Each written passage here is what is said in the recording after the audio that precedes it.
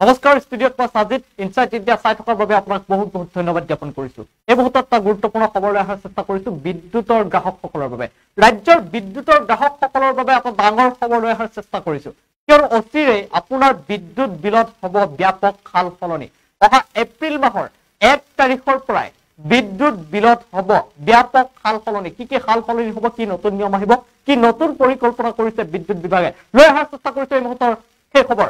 ৰাজ্যৰ বিদ্যুৎ গ্ৰাহকসকলৰ বাবে ডাঙৰ খবৰ জনাই গৈছো। সেই খবৰ আপোনাৰ বিদ্যুৎ বিলত অচিৰেই হ'ব ব্যাপক সাল সলনি। নতুন বছৰত বিদ্যুৎ বিলক লৈ এপিডিচিএলৰ নতুন পৰিকল্পনা।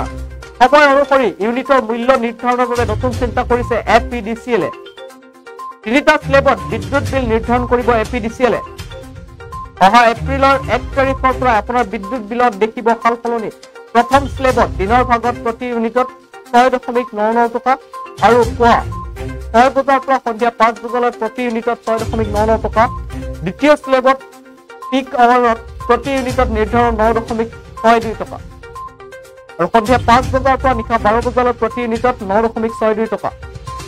তৃতীয় স্লেবত নিশাৰ ভাগত 8.94 টকা নিৰ্ধাৰণ কৰিছে প্ৰতি ইউনিটত আৰু নিশা 12 বজাৰ পৰা পুৱা 6 বজালৈ প্ৰতি ইউনিটত 8.94 টকা।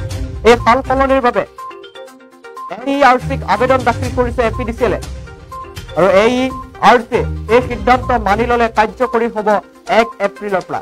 এইসমূহ পৰিৱৰ্তন হ'ব বিদ্যুৎ বিলত। আপোনাৰ বিদ্যুৎ বিলত অচিৰেই ব্যাপক সাল সলনি হ'ব।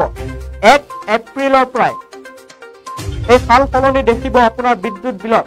3টা স্লেবত বিদ্যুৎ বিল নিৰ্ধাৰণ কৰিব এপিডিচিএলে। নতুন বছৰত বিদ্যুৎ বিলক লৈ এপিডিচিএলৰ নতুন পৰিকল্পনা।